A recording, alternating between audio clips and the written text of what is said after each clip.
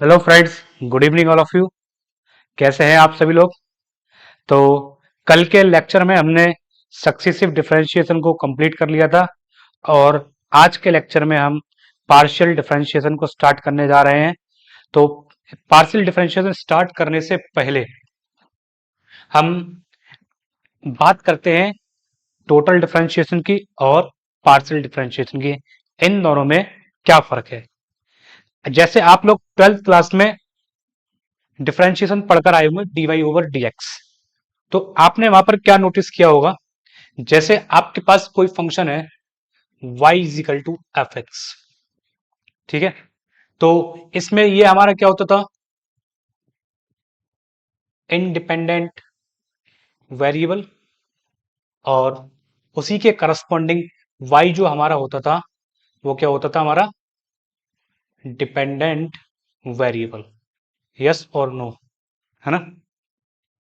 तो जैसे जैसे x अपनी वैल्यू बदलता था, y अपना मान बदल रहा है। तो यानी कि ओवरऑल जो डिफरेंशियबिलिटी है वो x के चेंज करने पे y भी चेंज हो रहा है। लेकिन पार्शियल डिफरेंशिएशन में ऐसा कुछ भी नहीं है। x के चेंज करने पर y में चेंज हो भी सकता है और नहीं भी हो सकता है। क्या पता केवल और केवल x ही x में चेंज हो, y में हो ही ना। क्या पता y में चेंज हो, x में ना हो। तो पार्शियल डिफरेंशियबिलिटी के लिए कम से कम फंक्शन दो इंडिपेंडेंट वेरिएबल के ऊपर डिपेंडेंट होगा, या दो से ज्यादा इंडिपेंडेंट वेरिएबल भी हो सकते हैं उसमें। तो यानी कि जनरली यहां पर जो हम फंक्शन कंसीडर करते हैं वो z is equal to f of x comma y, या simply u is equal to f of x comma y के फॉर्म में हम फंक्शन अपना कंसीडर करते हैं। जरूरी नहीं है कि z is equal to f of x comma y ही हो। क्या पता फंक्शन ऐसे करके भी हो सकता है, u is equal to f of x comma y comma z. तो यहां पर तीन वेरिएबल्स में फंक्शन हो गया। तो पार्शियल डिफरेंशिएशन के लिए कम से कम फंक्शन में दो इंडिपेंडेंट वेरिएबल का होना जरूरी है। ठीक, तो ये तो बात हुई कि पार्शियल डिफरेंशिएशन क्या है और हमारा टोटल डिफरेंशिएशन। तो इस चीज को हम बोलते हैं टोटल डिफरेंशिएशन। तो वैसे तो मीन वैल्यू थ्योरम के ऊपर ये इसका एप्लीकेशन होता है। वहां पर जाके हम प्रूफ करते हैं कि partial derivative with respect to x becoming df over dx। तो ये एक अलग चीज है, इसको हम बाद में डिस्कस करेंगे। अभी हमारा जो काम है केवल वो पार्शियल डिफरेंशिएशन को का एनालिसिस है कि एक्चुअली में हमें इसमें करना क्या है। हमें ज्यादा डिटेल में नहीं पढ़ना है, बस ग्रेजुएशन की लेवल तक का हमें अभी पढ़ना है। ठीक है? तो अगर ग्राफिकली बात करें तो ग्राफिकली इसको कैसे समझ सकते हैं? तो डेरिवेटिव का मतलब क्या है? रेट ऑफ चेंज, है ना? एक्स के बदलने पर वाई की फंक्शनल वैल्यू में, मतलब फंक्शन की फंक्शनल वैल्यू में क्या चेंज आएगा? रेट ऑफ चेंज, है ना? तो अगर पार्शियल डेरिवेटिव की बात करें तो वो ग्राफिकली कैसा दिखता होगा? एग्जैक्ट तो हम नहीं बता सकते, लेकिन हम फिर भी एक रफ आइडिया हम लेकर चल रहे हैं। मान लो जैसे ये हमारा कोई पॉइंट है एक्स कॉमा वाई, और उसकी ये फंक्शनल वैल्यू किसी एक्स वाई की फंक्शनल वैल्यू हमने कंसीडर कर रखी है। ठीक है? मैंने इस बिंदु को उठा के मैं यहां पर फंक्शनल वैल्यू ले गया, तो यहाँ पे कुछ ना कुछ एक्स और वाई में चेंज आएगा, डेफिनेटली सी बात है।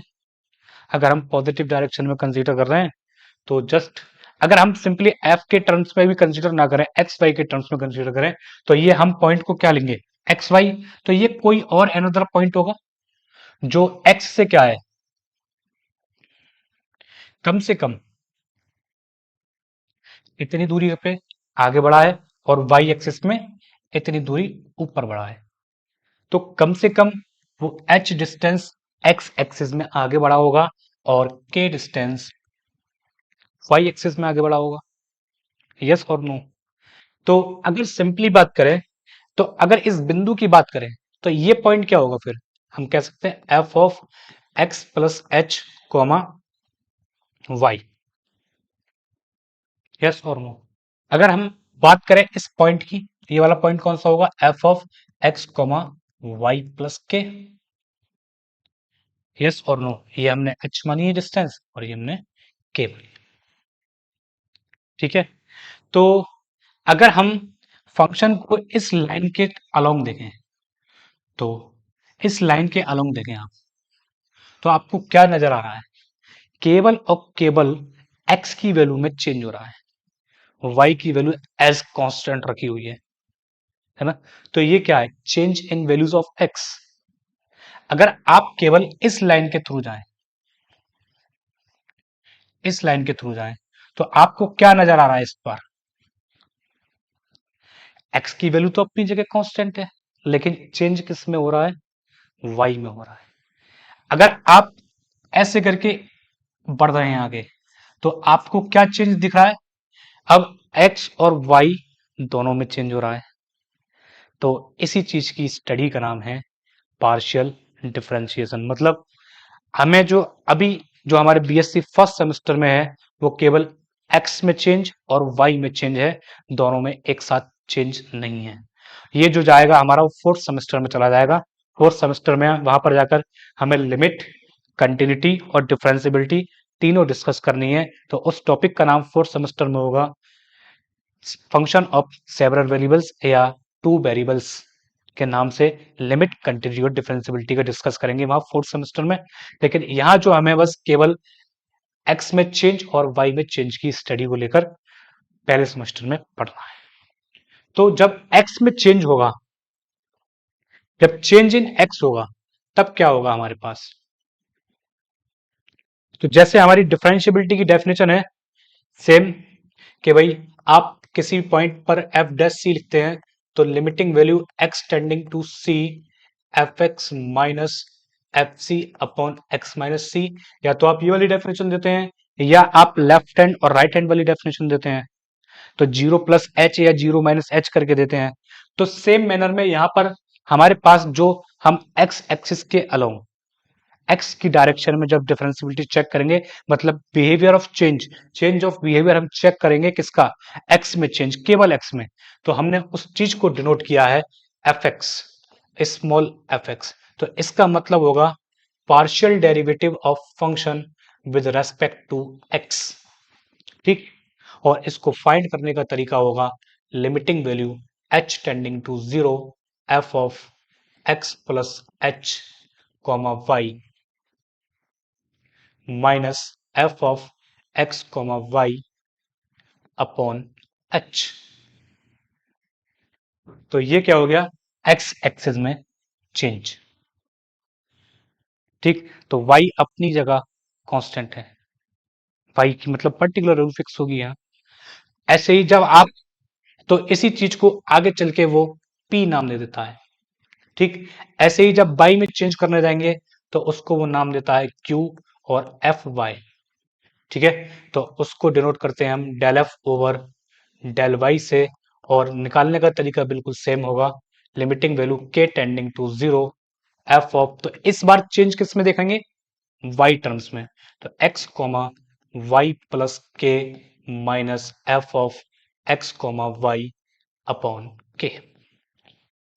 ठीक, तो ये हमारे दो फॉर्मूले वर्क करेंगे इसमें।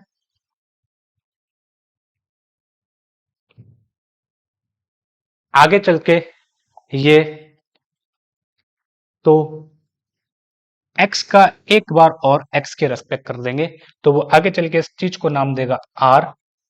x y का y के रेस्पेक्ट कर देंगे, तो इसको नाम देगा t। और x y, जब x का y के रेस्पेक्ट कर देंगे, तो उसको नाम दे देगा s। ठीक, और या फिर वो एफ वाई एक्स भी निकाल सकता है। तो इसका मतलब क्या है? एफ एक्स वाई का मतलब है कि पहले फंक्शन का y के रेस्पेक्ट पार्शियल डेरिवेटिव किया गया होगा, उसके बाद x के रेस्पेक्ट किया गया होगा, उल्टा चलेगा एकदम क्रम, इधर की तरफ डिफरेंशियबिलिटी चलेगी इसकी। तो पहले फंक्शन का y के रेस्पेक्ट किया गया होगा, फिर x के रेस्पेक्ट। ऐसे ही यहाँ पर फंक्शन का पहले x के रेस्पेक्ट किया गया होगा, और फिर y के रेस्पेक्ट डेरिवेटिव किया गया होगा पार्शियली। ठीक, तो ये हमारे यूज होंगे बाद में जाके मैक्सिमम मिनिमम में।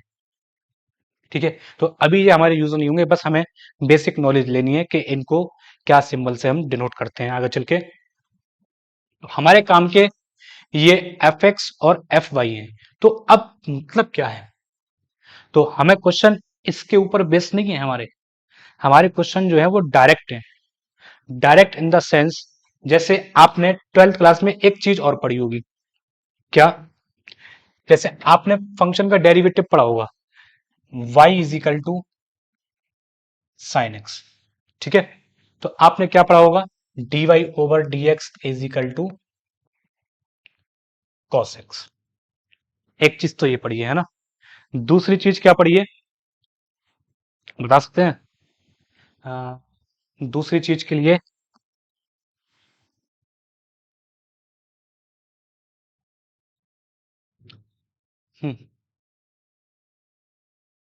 Sign x into y is equal to 1। तो आप इसका कैसे करते थे डेरिवेटिव, तो आप इसका डेरिवेटिव करते थे, पहले साइन का डेरिवेटिव कर लेते थे, कितना, कॉस एक्स इंटू वाई।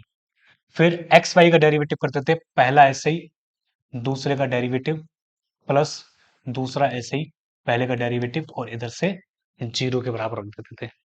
यही टेक्निक रहती थी ना। तो यानी कि यहां पर आप एक्स और वाई इनको दो फंक्शन ट्रीट करके चल रहे हैं, ऐसा ही हो रहा है ना, दो फंक्शन ट्रीट करके चल रहे हैं, लेकिन पार्शियल डेरिवेटिव में क्या होगा, अगर आपसे बोला है कि पार्शियल डेरिवेटिव करो विद रेस्पेक्ट टू एक्स, तो इसका मतलब होगा पूरे फंक्शन में केवल और केवल एक्स वेरिएबल रहेगा, बाई कांस्टेंट रहेगा, मतलब बाकी के जितने भी वेरिएबल्स रहेंगे वो सब इंडिपेंडेंट हो जाएंगे एक्स से, केवल और केवल डेरिवेटिव एक्स के रेस्पेक्ट चलेगा। अगर वो कहेगा कि पार्शियल डेरिवेट करो आप विद रेस्पेक्ट टू वाई, तो वो केवल और केवल वाई के सापेक्ष ही अवकलन करेगा, ना कि एक्स के।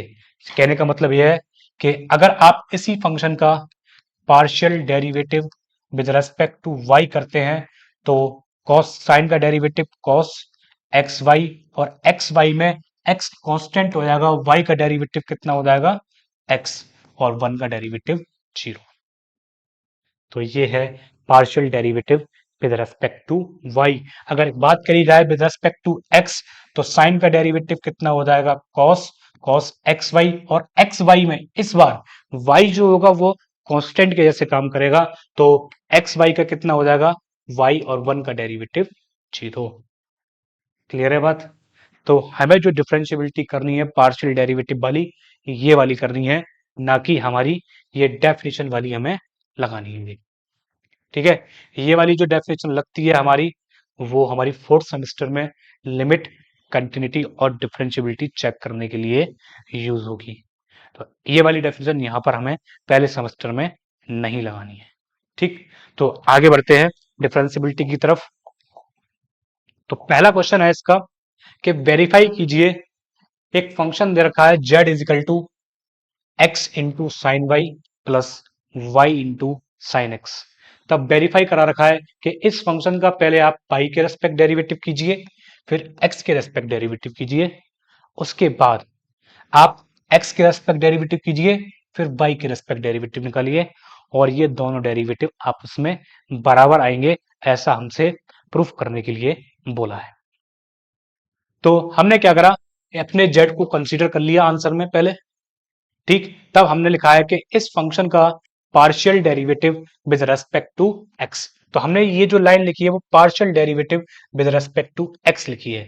तो आप यहां पर लिखेंगे partially differentiate with respect to x. तो इस इक्वेशन का एक्स के रेस्पेक्ट आप पार्शियल डेरिवेटिव कीजिए, तो जेड का जो डेरिवेटिव हो जाएगा वो कितना हो जाएगा, del z over del x. तो अब एक्स के रेस्पेक्ट कर रहे हैं तो साइन बाई तो कांस्टेंट, ऐसे ही यहां पर ये वाला बाई कांस्टेंट हो जाएगा, तो एक्स का डेरिवेटिव 1 हो जाएगा, तो साइन बाई, और साइन एक्स का डेरिवेटिव कितना हो जाएगा, कॉस एक्स, बाई कांस्टेंट है तो वो अपनी जगह पर ऐसे का ऐसा ही रहेगा, उसमें कोई भी चेंज नहीं होगा। फिर हमसे एक्स के रेस्पेक्ट तो निकाल लिया, फिर कहा है कि इसी फंक्शन का बाई के रेस्पेक्ट डेरिवेटिव निकालिए। तो बाई के रेस्पेक्ट निकालने के लिए del two z over del y del x, ठीक, तो साइन वाई का कितना कॉस वाई, और बाई का कितना हो जाएगा 1 कॉस एक्स, उसके लिए क्या हो जाएगा कांस्टेंट। तो ये आ गया हमारा del two z over del y del x. ठीक, ऐसे ही सिमिलरली पहले हमने इस फंक्शन का बाई के रेस्पेक्ट डेरिवेटिव निकाला है, फिर ये जो डेरिवेटिव आएगा इसी फंक्शन का फिर हमने एक्स के रेस्पेक्ट डेरिवेटिव निकाला है। तब हमने देखा कि ये जो इक्वेशन हमने इसको 1 दे दी है, इसको 2 दे दी है, तो दोनों इक्वेशन आपस में कैसी हैं, बराबर है। तो बराबर होने से हमने क्या बोल दिया कि ये जो दोनों चीजें हैं आपस में कैसी हैं, बराबर है फॉर दिस फंक्शन। क्लियर है एकदम। तो यहां पर ध्यान रखना है कि हमें ये वाली डेफिनेशन अपनी नहीं लगानी है, बस इसका हमें मीनिंग समझना है कि पार्शियल डेरिवेटिव का क्या मतलब है। मतलब जिसके सापेक्ष कर रहे हैं वही वेरिएबल रहेगा, बाकी सब कुछ कांस्टेंट हो जाएगा। ठीक है, आगे बढ़ते हैं नेक्स्ट क्वेश्चन की ओर। नेक्स्ट क्वेश्चन कह रहा है कि अगर कोई z एक फंक्शन है जो इस तरीके से रिप्रेजेंट किया गया है, तब प्रूफ कीजिए कि इस फंक्शन का दो बार derivative with respect to y and दो बार derivative with respect to x निकालने के बाद x के रेस्पेक्ट में a स्क्वायर से गुणा करने पर multiply with a square on the second time derivative of z with respect to x will equals to the 2 times derivative of z with respect to y। ऐसा हमें proof करना है। तो हमने क्या करा, सिंपली अपना x के रेस्पेक्ट इस फंक्शन को कंसीडर करके डेरिवेटिव कर दिया। तो f का डेरिवेटिव फंक्शन तो गिवन नहीं है, तो हमने क्या कर दिया, f का डेरिवेटिव f डैश हो गया। अब कंपोजिशन या चेन रूल से अंदर वाले का डेरिवेटिव होगा, तो अंदर वाले का डेरिवेटिव x का 1 और ए वाई x से इंडिपेंडेंट है, तो ए वाई का 0, तो f dash x f dash bracket में x a प्लस वाई रह जाएगा और इंटू 1, तो 1 से मल्टीप्लाई करने पर इसके ऊपर कोई फर्क नहीं पड़ेगा। ऐसे ही फाई का डेरिवेटिव कितना हो जाएगा, फाई डैश हो जाएगा। इसका एक बार और फिर से डेरिवेटिव कर देंगे तो ये डबल डेरिवेटिव में कन्वर्ट हो जाएगा, और उसको हमने नाम दे दिया है इक्वेशन नंबर 1। जैसे ही इसी फंक्शन का आप बाई के रेस्पेक्ट डेरिवेटिव करेंगे, तो बाई के रेस्पेक्ट एफ का डेरिवेटिव तो एफ डैश, लेकिन x प्लस ए वाई का x का 0, ए कांस्टेंट है इसलिए ए वाई का कितना आ गया a। ऐसे ही माइनस ऑफ ए वाई का कितना आ जाएगा माइनस ए। एक बार आप और फिर से डेरिवेटिव कर दीजिए इसी इक्वेशन का, तो 7 डबल डेरिवेटिव आ जाएगा और ए की जगह कितना हो जाएगा ए स्क्वायर। ऐसे ही माइनस ए की जगह कितना हो जाएगा ए स्क्वायर। जब आप दोनों इक्वेशन का कंपैरिजन करेंगे तो आप देखेंगे कि अगर पहली इक्वेशन में ए स्क्वायर से गुणा कर दें तो ए स्क्वायर, तो दोनों टर्म आपस में कैसी हो जाएंगी, इक्वल हो जाएंगी। यानी कि पहली इक्वेशन में ए स्क्वायर से गुणा करने पर दोनों इक्वेशन क्या हो जाएंगी, इक्वल हो जाएंगी। तो हमारा जो हमसे प्रूफ करा रखा है वो एकदम आंसर वेरीफाई हो जाएगा। क्लियर है, बताइए, यहां तक की बात क्लियर है सबको। तो आगे बढ़ते हैं नेक्स्ट क्वेश्चन की ओर। बहुत ही अच्छे अच्छे क्वेश्चन है हमारे पास इस चैप्टर में, एकदम आपको बहुत इंजॉय आएगा करने में जब आप करेंगे इनको। तो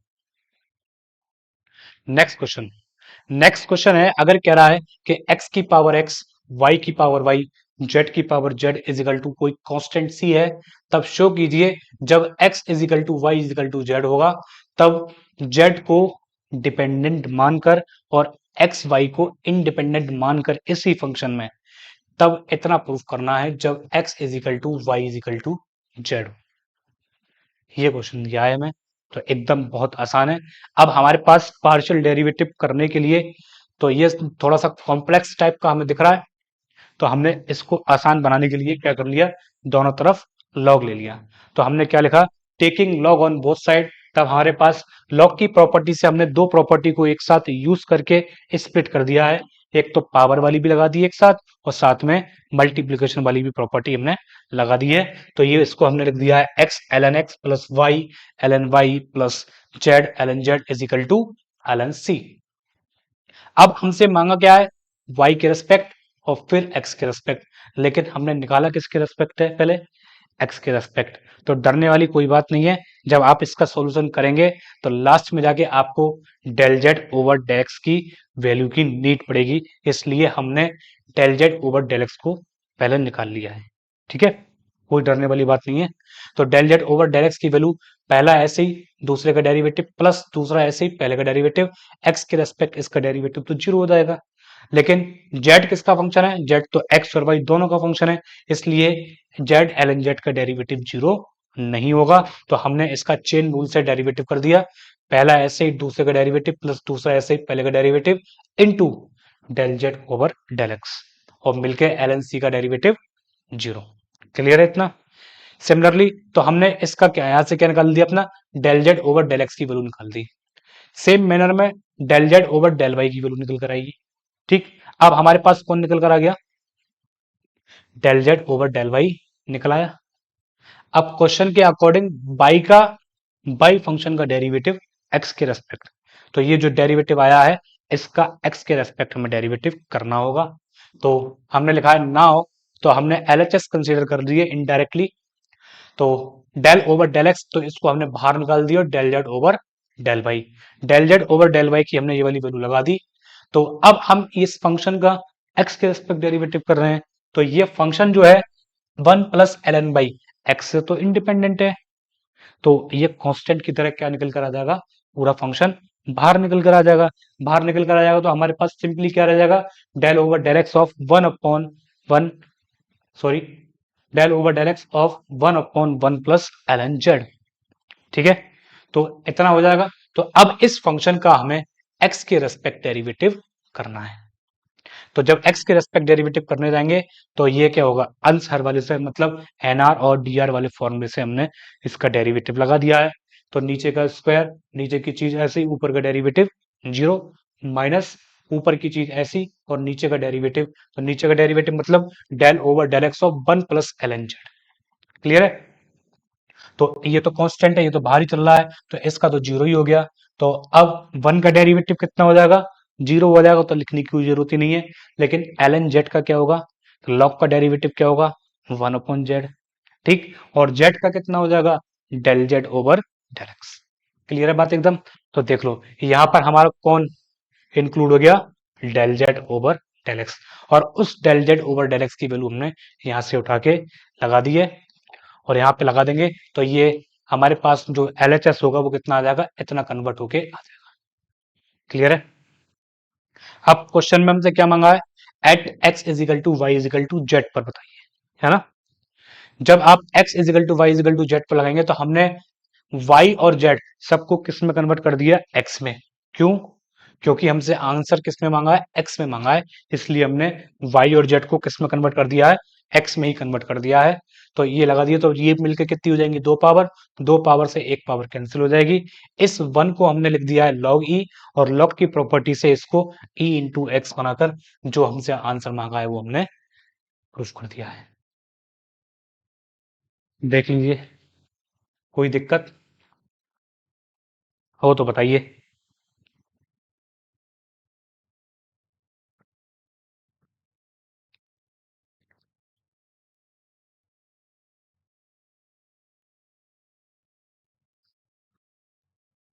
तो आगे बढ़ते हैं नेक्स्ट क्वेश्चन की ओर। ठीक है,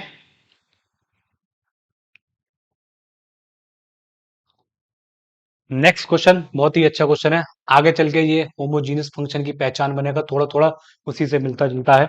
ठीक है, तो डरने वाली कोई बात नहीं है, ये अभी फिलहाल में होमोजीनियस फंक्शन नहीं है, या नहीं है या नहीं है, आगे के चल के डिस्कस कर लेंगे, कोई डरने वाली बात नहीं है। ये होमोजीनियस फंक्शन बनेगा 0 डिग्री का। ठीक है, ठीक, तो आगे चल के ये बनेगी हमारी ऑयलर्स थ्योरम बनेगी। तो अभी कोई तनाव लेने वाली बात नहीं है ना, आगे डिस्कस करेंगे, इसको आएगा इसी चैप्टर में। तो हमें दे रखा है u एक फंक्शन दे रखा है जो y अपॉन एक्स की फॉर्मेट में है, तब हमसे ऐसा क्वेश्चन प्रूफ करा रखा है। एकदम बहुत सरल है, del u over del x निकाल लीजिए, एक्स से मल्टीप्लाई कर लेना, ऐसे ही del u over del y निकाल लीजिए, बाई से मल्टीप्लाई कर देना और दोनों को जोड़ देना, आंसर आपका आ जाएगा। क्लियर है? ठीक है ना, एकदम बहुत ही सरल क्वेश्चन है। बढ़ते हैं नेक्स्ट क्वेश्चन की ओर। नेक्स्ट क्वेश्चन ये भी बहुत ही अच्छा क्वेश्चन है, ज्यादा टिपिकल नहीं है, एकदम आप मॉडरेट समझ सकते हैं इसको। हमें दे रखा है जी एक फंक्शन है जो e की पावर एक्स वाई जेड में है, तब इतना प्रूफ करा रखा है कि पहले आप x के रेस्पेक्ट सॉरी पहले आप z के रेस्पेक्ट डेरिवेटिव कीजिए, फिर y के रेस्पेक्ट कीजिए, फिर x के रेस्पेक्ट डेरिवेटिव कीजिए और इतना प्रूफ करके दिखाइए। ठीक है, तो हमने क्या करा है, पहले z के रेस्पेक्ट डेरिवेटिव कर दिया है, तो e की पावर x का e की पावर x जैसे करते हैं, और अब z के रेस्पेक्ट कर रहे हैं तो x y तो कांस्टेंट है, तो x y आ गया। अब इस फंक्शन का y के रेस्पेक्ट कर दिया, तो अब x तो कांस्टेंट है, x को तो बाहर रख दिया, तो पहला फंक्शन और दूसरा फंक्शन कैसे भी मान के आप इसको कर सकते हैं। तो हमने इसको पहला मान लिया, इसको दूसरा मान लिया है, पहला ऐसे ही दूसरे का डेरिवेटिव प्लस दूसरा ऐसे ही पहले का डेरिवेटिव। अब कर किसके रेस्पेक्ट रहे हैं, बाई के रेस्पेक्ट, तो बाई गायब हो जाएगा, एक्स जेड बचेगा, एक्स की मल्टीप्लाई कर दी इसके अंदर। अब ये जो इक्वेशन आई है इसका फिर एक्स के रेस्पेक्ट कर दिया है और सॉल्व करके अपना ये आंसर ला दिया। क्लियर है? तो अगर मैं ऐसे करके सॉल्व करूंगा आपके सामने तो ये वीडियो लगभग 3 घंटे की बनेगी, जो अभी 25-30 मिनट में काम हो जाएगा। ठीक है, तो आप लोगों को थोड़ी मेहनत करनी पड़ेगी, मैंने मेहनत पहले कर ली है बनाने से पहले, आप लोगों को करनी पड़ेगी थोड़ी सी। ठीक है, तो नेक्स्ट क्वेश्चन की तरफ चलते हैं। तो ये है one of the most important question, typical भी है और इंपॉर्टेंट भी है। आप सबसे पहले इस क्वेश्चन को समझ लीजिए क्या दे रखा है।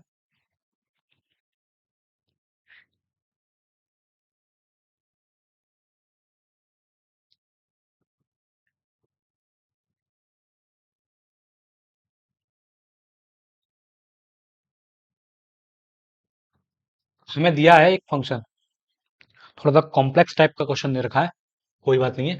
तो x square upon a square plus u plus y square upon b square plus u plus z square upon c square plus u is equal to 1। तब इतना शो कीजिए, तो इस फंक्शन का यू एक्स निकालिए, यू वाई निकालिए, u z निकालिए और उनका स्क्वायर कीजिए। ठीक है, तब जो यू एक्स है उसमें आप एक्स से मल्टीप्लाई कीजिए, यू वाई है जो उसमें आप वाई से मल्टीप्लाई कीजिए, और यू जेड है जो है आप उसमें जेड से मल्टीप्लाई करके उन तीनों को जोड़ लीजिए और 2 से मल्टीप्लाई कर दीजिए, तब ये दोनों साइड आपस में बराबर आएंगी, ऐसा हमसे प्रूफ करने के लिए बोला गया है। ठीक है ना, तो हमने क्या करा, इस इक्वेशन को कंसीडर करके सबसे पहले x के रेस्पेक्ट ही डेरिवेटिव निकाल दिया। अब चूंकि u क्या है, u x y z तीनों का फंक्शन है, ठीक, तो ये गलती ना करना आप कि बस आप इसको कंसीडर करके बस इसी का डेरिवेटिव निकाल दें। u इसके अंदर भी कंबाइंड है, u इसके अंदर भी कंबाइंड है, तो इनका डेरिवेटिव x के रेस्पेक्ट 0 नहीं होगा। सबसे बड़ी गलती बच्चे यहीं पे करते हैं, इसका और इसका डेरिवेटिव 0 लिख देते हैं और आंसर कभी आता ही नहीं है। समझ रहे हैं इस बात को? तो इसलिए ये one of the most typical question में कंसीडर किया जाता है और एग्जाम में भी सबसे ज्यादा पूछा जाता है, फिर ये इसी के चलते। तो हमने क्या करा, इसको पहला फंक्शन माना, इसको दूसरा फंक्शन माना, तो नीचे का स्क्वायर, नीचे की चीज ऐसे ही, ऊपर का डेरिवेटिव 2x माइनस ऊपर की चीज ऐसे ही, नीचे का डेरिवेटिव ए स्क्वायर का 0 और यू का डेरिवेटिव यू एक्स। ठीक, ऐसे ही अब इसका 0 नहीं होगा, तो नीचे का स्क्वायर, नीचे की चीज ऐसे ही, ऊपर का डेरिवेटिव 0, तो 0 ही कर दिया पूरा मैंने। ऐसे ही बाई स्क्वायर कॉन्स्टेंट है, तो इसका डेरिवेटिव हो जाएगा बी स्क्वायर प्लस यू का, है ना, तो बी स्क्वायर का डेरिवेटिव 0 और u का डेरिवेटिव x के रेस्पेक्ट कर रहे हैं, तो यू एक्स। ऐसे ही z square into 0 plus u x. फिर मैंने क्या करा, इस a square plus u square से डिवाइड कर दिया, दो पार्ट्स में स्प्लिट कर दिया, तो यहां से 2x upon a square plus u और u x u x u x तीनों में कॉमन था, तो वो मैंने माइनस के साइन के साथ यू एक्स कॉमन ले लिया, तो यहां से जो बचेगा वो x square upon a square plus u का square, y square upon b square plus u का स्क्वायर और z square upon c square plus u का स्क्वायर मिलके कितना, 0। तो यहां से मैंने यू एक्स की वैल्यू फाइंड कर ली है। ठीक, इन द सेम मैनर आप यू वाई की वैल्यू निकालेंगे, तो बस यहाँ पे 2y b square plus u 2z c² + u, और नीचे की चीज ऐसे ही रहने वाली है, उसमें कुछ भी चेंज नहीं होगा। तो मैंने इसी तरीके से यू वाई और यू जेड की वैल्यू लिख रखी है। क्लियर है बात? तब मैंने क्या करा, तो यू एक्स मिल गया, यू वाई मिल गया और यू जेड मिल गया। इनके स्क्वायर कीजिए, इनके स्क्वायर करेंगे तो क्या होगा, इस पूरी टर्म का स्क्वायर बनेगा, है ना, और फिर इसका स्क्वायर बनेगा। कितना हो जाएगा, 4x² a² + u का स्क्वायर। तो नीचे भी वही टर्म स्क्वायर के साथ है ना। फिर इसका करोगे स्क्वायर और नीचे वाले का स्क्वायर, ऐसे इसका स्क्वायर और नीचे का स्क्वायर। तब आप देखोगे 4 तो कॉमन होके आउटसाइड हो जाएगा, और ऊपर एक पावर बचेगी, नीचे दो पावर बनेगी, तो वो मिलके क्या हो जाएगी, कट जाएगी, तो एक पावर बचेगी, है ना।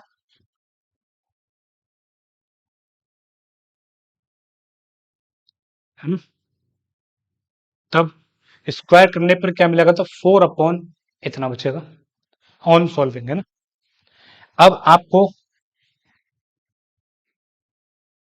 अच्छा, कहाँ गलती करी हमने, ठीक, तो यहां गलती हो गई है थोड़ी सी, आप इसको करेक्ट कर लेना। तो ये क्या होगा हमारा, 2x del u over del x plus y del u over del y plus z del u over del z होगा। ठीक है, आर एच एस देख लीजिए, सही है। तो ये हमने करेक्ट कर दिया है। जब आप इसमें मल्टीप्लाई करेंगे x की, तो ये आएगा 2x² + a² + u। ऐसे ही बाई में करोगे तो 2y² + b² + u और 2z² + c² + u, और इनको मैंने जोड़ के लिख दिया है। और साथ में कितने से मल्टीप्लाई कर दिए, 2 से भी मल्टीप्लाई कर दिए, तो मिलके कितना हो गया, 4। लेकिन आप क्वेश्चन में देखिए, इसका वैल्यू कितना दे रखा है, इसका तो वैल्यू 1 दे रखा है, तो मैंने इसकी जगह कितना लगा दिया है, पूरी की जगह 1 लगा दिया, 4 × 1, तो मिलके कितना आ जाएगा हमारा, LHS और RHS बराबर हो जाएगी। तो इस तरीके से ये वाला क्वेश्चन हमें डील करना है। क्लियर है बात? तो आगे बढ़ते हैं नेक्स्ट क्वेश्चन की ओर, one of the most important question,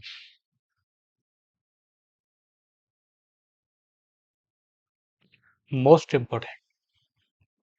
ठीक है, तो हमें एक फंक्शन दे रखा है, U function, log of x की पावर 3 प्लस y की पावर 3 प्लस z की पावर 3 माइनस ऑफ 3xyz। तब हमसे इतना प्रूफ करा रखा है कि डेल ओवर डेल एक्स निकाल लीजिए, del over del y, del over del z, और उस पूरे का स्क्वायर कीजिए और उस पर यू फंक्शन ऑपरेट कीजिए, तब इतना आंसर उसका निकल कर आएगा। ठीक है, तो सबसे पहले हमने टास्क अपना स्टार्ट किया, हमने यू एक्स निकाला, ठीक, ऐसे यू वाई और यू जेड निकाल दिया। ठीक है, फिर हमने इन तीनों को जोड़ लिया और इसको सिंप्लीफाई किया, तो यहां पर x³ + y³ + z³ - 3x y z की आइडेंटिटी लगाकर ओपन कर देंगे, और वो सॉल्व होने के बाद इतना बचेगी। ठीक है, तो इसका फैक्टर हो जाएगा x + y + z, और इनटू ये पूरी आइडेंटिटी ऊपर वाली, और वो आपस में एक दूसरे से कट जाएगी, तो ये 3/x + y + z बचेगा। इतना बात क्लियर है। फिर उसके बाद हमने अपना LHS उतार लिया। ठीक, LHS उतार लिया, तो LHS उतारने के बाद आपको क्या मिलेगा, हमने इस स्क्वायर को दो पार्ट्स में स्प्लिट कर दिया इस तरीके से, और इस जब ये दो पार्ट लिख दिए मैंने, तो इन दो पार्ट को मैंने इसमें एक यू को अंदर ऑपरेट कर दिया, एक यू को ऑपरेट कर दिया, तो इतने की वैल्यू हमारे पास कितनी है, 3/x + y + z, यस और नो, तो वो मैंने यहां पर लगा दी। तो अब क्या है, ये एक फंक्शन हो गया अपने आप में, जो x y z तीनों को कंटेन कर रहा है, और इस फंक्शन को मैंने x के रेस्पेक्ट डेरिवेटिव कर दिया, इसी फंक्शन को y के रेस्पेक्ट डेरिवेटिव कर दिया, और इसी फंक्शन को z के रेस्पेक्ट डेरिवेटिव करके लिख दिया। तो ये तीनों के डेरिवेटिव निकलाए और इनको जोड़ के लिख दिया, जोड़ के लिख दिया, तो हमसे जो मांगा है वो प्रूफ हो गया। तो ये क्वेश्चन भी फ्रिक्वेंटली पेपर में पूछा जाता है। ठीक है, आपका चाहे कोई भी सेशनल एग्जाम हो, मिड टर्म एग्जाम हो, यूनिवर्सिटी एग्जाम हो, कोई भी अदर एंट्रेंस हो एमएससी के लिए, उसमें ये क्वेश्चन लगभग पेटेंट रहते हैं इस टाइप के। इनके डायरेक्ट आंसर याद करने होते हैं, सॉल्व करने का समय नहीं होता है, क्योंकि जिसने किया होगा उसको पता होगा क्योंकि आंसर कितना आएगा निकल के। तो वहां पर हमारा सॉल्व करने का लगभग 10 से 12 मिनट 15 मिनट पूरा बचता है। आपने देखा तुरंत ये फंक्शन है, ऐसा पूछा है, इसका आंसर तुरंत मिल गया हमें, क्लिक हो जाएगा तुरंत। आपने पढ़ा, आपको 10 सेकंड नहीं लगेंगे, उससे पहले आप इसका आंसर क्लिक करके निकल जाएंगे। ठीक है, तो आगे बढ़ते हैं नेक्स्ट क्वेश्चन की ओर। तो नेक्स्ट क्वेश्चन तो नहीं है आज, तो ठीक है, तो अब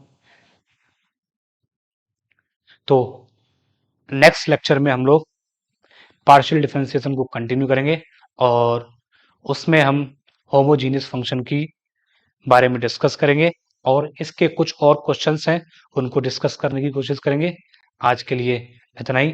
अगर आपको अभी भी कोई डाउट है तो आप मुझे व्हाट्सएप पे मैसेज करके पूछ सकते हैं। मैं आप लोगों के साथ उन क्वेश्चंस को डिस्कस करने की कोशिश करूंगा, पूरी कोशिश करूंगा। ठीक है, तो आज के लिए इतना ही। मिलते हैं कल के लेक्चर में। शुभ रात्रि।